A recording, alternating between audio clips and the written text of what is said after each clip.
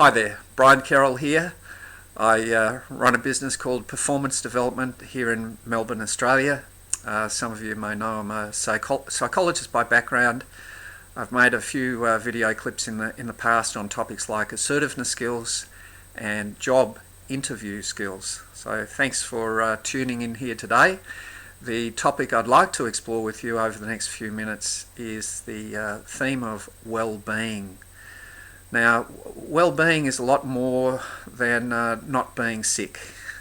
Well-being is about feeling a sense of happiness, joyfulness and fulfillment in your life, and having a sense of energy and vitality to be able to pursue the sorts of activities and goals that you want in your life.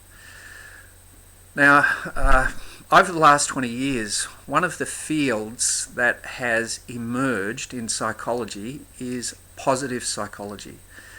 And it's the study more about well-being. And one of the key figures in positive psychology over the last 20 years is Dr. Martin Seligman. And he wrote a book recently called Flourish. And the whole theme of this book was how to thrive and not just survive in life. In other words, how to discover a sense of real fulfillment and satisfaction and joyfulness. And he identified through his research 5 key ingredients, and he used the acronym PERMA to help with the recall of these 5 ingredients. So what are they? Well, the first one, P is for positive feelings. In other words, ensuring in your life that you allocate time to activities that generate those positive feelings, the happiness. Whether it's certain hobbies, whether it's sport, whether it's music, whether it's art, what helps you to feel happy, and ensuring that you make time for those things.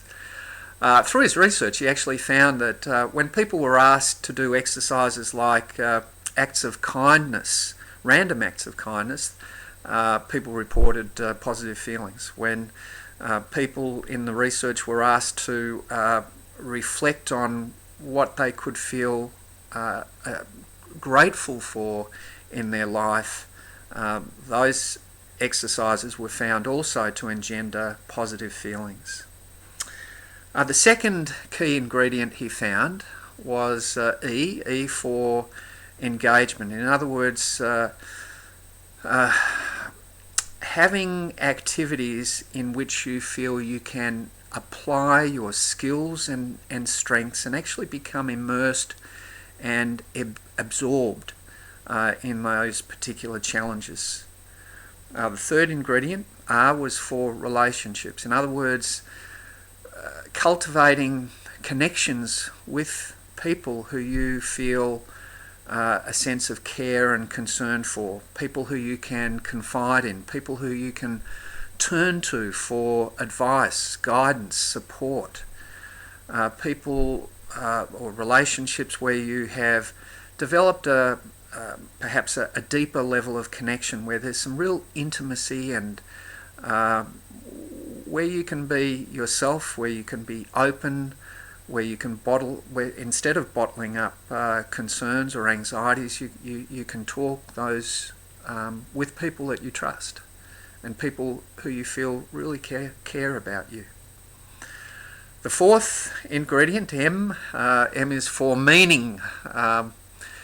In other words, the research found that when people feel connected to a sense of purpose, particularly that they in some way are serving a higher goal than that sense of meaning, purpose, and that they're contributing to something bigger and grander and better than themselves, again was found to be critical in contributing to that sense of well-being and fulfillment. And the fifth ingredient in his research was A. A is for achievement. In other words, when people feel that they are achieving their goals, or when people feel that they are moving towards their goals and thereby experiencing a sense of accomplishment in their lives, then again that helps to contribute to that overall sense of well-being and happiness and fulfillment. So those 5 ingredients perhaps I just leave with you as food for thought, to reflect upon to what extent you feel they are actually present in your life, and perhaps if there are some gaps in some of those ingredients, again perhaps there's an opportunity for you to sit down and just make some plans in terms of how to address those gaps. Thanks for your time. I wish you all the best.